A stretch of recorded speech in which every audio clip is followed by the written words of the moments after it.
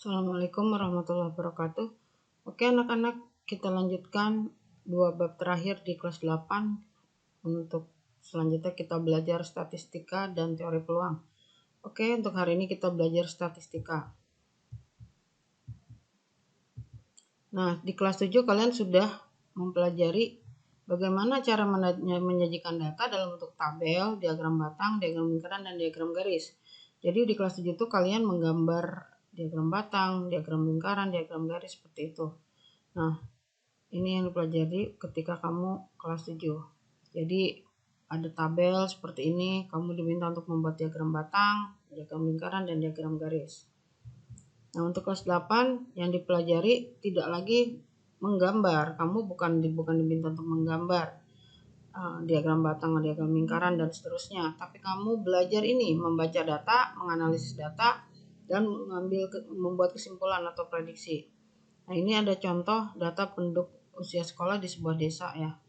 Diagram batang di samping menunjukkan banyaknya penduduk usia sekolah di desa Sukacita. Nah, ini dari tiga hal ini, dari membaca data, menganalisis data, dan terakhir membuat kesimpulan. Yang paling mudah adalah membaca data. Nah, sekarang kita belajar membaca data. Oke, data ini dalam bentuk diagram batang. Kita lihat usia sekolah terbanyak ada pada jenjang, ini ada TK, SD, SMP, SMA, SMK, perguruan tinggi. Nah, yang paling banyak siswa dari jenjang mana? Kita lihat aja diagram batangnya mana yang paling tinggi. Yang paling tinggi di sini kan ini SD, yaitu 32. Berarti usia sekolah terbanyak adalah di jenjang SD. Kita tinggal menuliskan sini SD ya. Jenjang SD. Jadi kamu kerjanya cuma membaca tabel atau grafik kayak gitu. Nah, itu yang A, sesederhana itu. Kemudian yang B, selisih antara usia SD dan SMA atau SMK. Nah, kita lihat di sini SD. SD jumlah siswanya 32. Untuk SMA, SMK jumlah siswanya 36. Nah, ini proses yang barusan kita lalui itu kamu membaca data. Dari membaca data itu dia minta apa? Dari hasil yang kita baca dia minta selisih antara usia SD dan SMP. Kita lihat dulu. Untuk SD siswanya ada 32. Untuk SMA atau SMK siswanya 16. Kan dia minta selisih. Nah, selisih berarti kita kurang, ini ada 16 siswa. Nah, ini selisih yang kita hitung ini hasilnya 16. Berarti kamu sudah menganalisis data. Ya, jadi proses yang kedua sudah kamu lalui. Oke, sekarang kita lanjut. Ini ada diagram garis. Diagram garis samping adalah banyaknya siswa di 5 SMP. Ada 5 SMP, SMP A, B, C, dan E. Nah, di sini ada keterangan banyaknya siswa laki-laki di SMP B adalah 55% dari seluruh siswanya. Banyaknya siswa laki-laki di SMP E 52% dari seluruh siswanya. Jadi di graf diagram garis ini misalkan SMP B ini SMP B nih. Jumlah siswanya 320. Nah, 320 itu berarti siswa laki-laki dan siswa perempuan. Di sini tidak ada perincian berapa siswa laki-laki, berapa siswa perempuan. Begitu juga dengan SMPE. Ada 350 siswa laki-laki dan perempuannya berapa, sini tidak sebutkan. Tapi di sini ada keterangan bahwa siswa laki-laki di SMPB ada 55%. Siswa laki-laki di SMPE ada 52%. Oke, kamu diminta untuk begini, apakah dapat disimpulkan bahwa siswa laki-laki di SMPB lebih banyak dari siswa laki-laki di SMPE? Jadi kamu disuruh memberikan kesimpulan. Berarti ini tingkatan lebih tinggi. Tadi kan yang tingkatan pertama sekedar membaca, yang kedua menganalisis, yang ketiga menyimpulkan. Menyimpulkan itu udah tingkatannya udah tinggi. Sekarang kita mulai dari apa yang diketahui bahwa siswa laki-laki SMPB adalah 55%. Kita hitung di sini siswa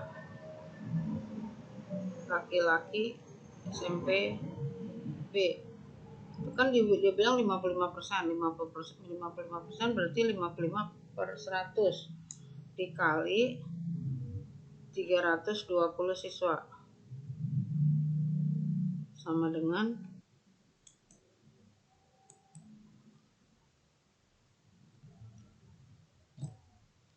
kita hitung ini 55/100 kali 320. Ini 32 kali 55 kamu bagi 10, nanti hasilnya 176 siswa. Sekarang siswa laki-laki di SMP E.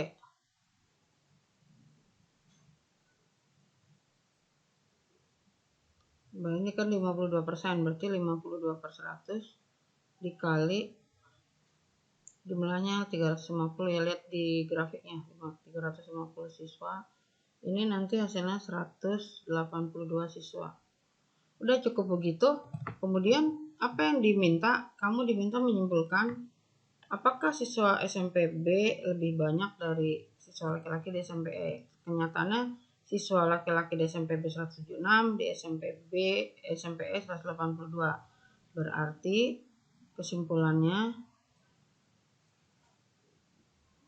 siswa laki-laki di SMP B tidak lebih banyak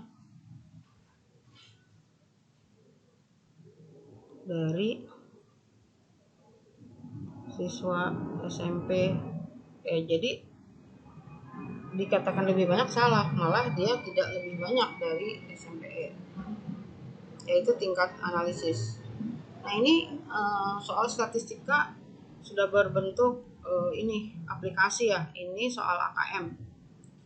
Oke, mau nggak mau kamu harus banyak belajar tentang soal AKM ini. Ibu ambil dari soal AKM dari Kementerian Pendidikan. Ini ada pohon-pohon melepaskan air melalui daunnya yang disebut dengan transpirasi. Fakta iklim yang mempengaruhi transpirasi adalah intensitas penyerapan matahari, tekanan uap air di udara, suhu, dan kecepatan angin. Dan seterusnya bisa kamu baca di sini. Transpirasi dari tubuh tanaman pada siang hari akan melebihi evaporasi dari permukaan air atau permukaan tanah. Tabel berikut menunjukkan kecepatan rata-rata air yang terlepas dari daun-daun di sebuah taman pinggiran kota. Ini ada tabel ya, tabel ada pohon green dahlia, battlebrush, oak, dan sycamore. Nah, ini ada kecepatan rata-rata air yang terlepas dari daun. Nah, ini datanya seperti ini.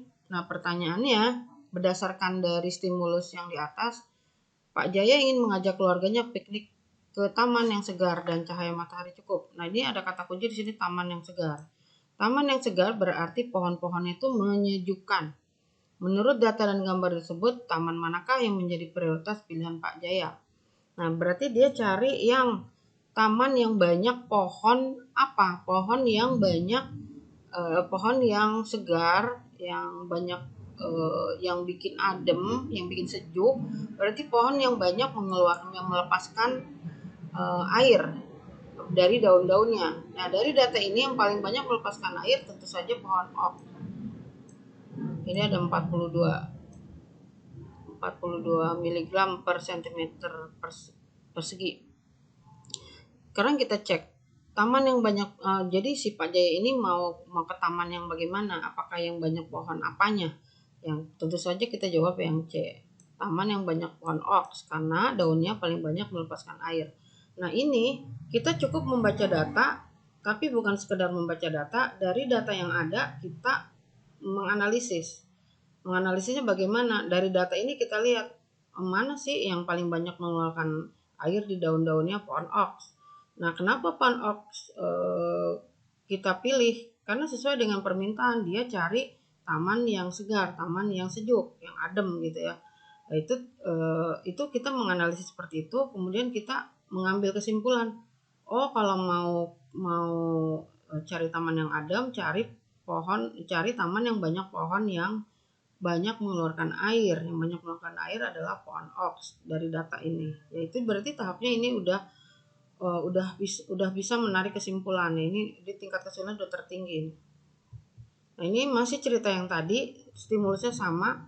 Nah, pertanyaannya berbeda. Berdasarkan tabel dan gambar tersebut, pernyataan yang benar soal seperti ini dia ada keterangan bisa lebih dari satu. Jadi kamu dari 4 pernyataan ini boleh pilih lebih dari satu. Kalau kamu merasa itu benar, boleh pilih 1, 2, 3 atau 4 terserah. Tergantung soalnya ya, tergantung keterangan. Nah, kita lihat dari keterangan di atas, tempat yang banyak pohon oak terasa lebih segar dibandingkan tempat yang banyak pohon grindelia.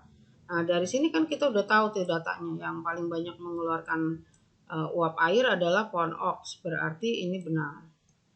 Tempat yang banyak pohon sycamore terasa lebih kering dibandingkan dengan tempat yang banyak pohon battlegrass. Sycamore ini 38, battlegrass 33. Dari data ini kamu kan bisa tahu berarti yang lebih adem yang banyak pohon sycamore, berarti yang sycamore ini lebih lembab dari battlegrass. Nah, di sini dikatakan lebih kering, berarti salah.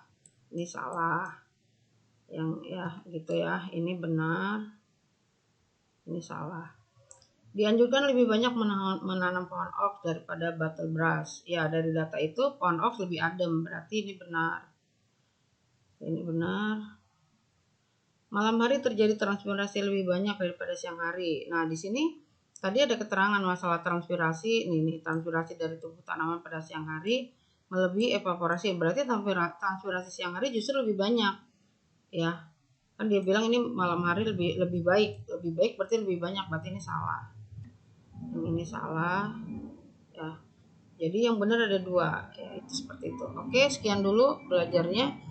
Nanti ada tugas, tolong dikerjakan tugasnya. Assalamualaikum warahmatullahi wabarakatuh.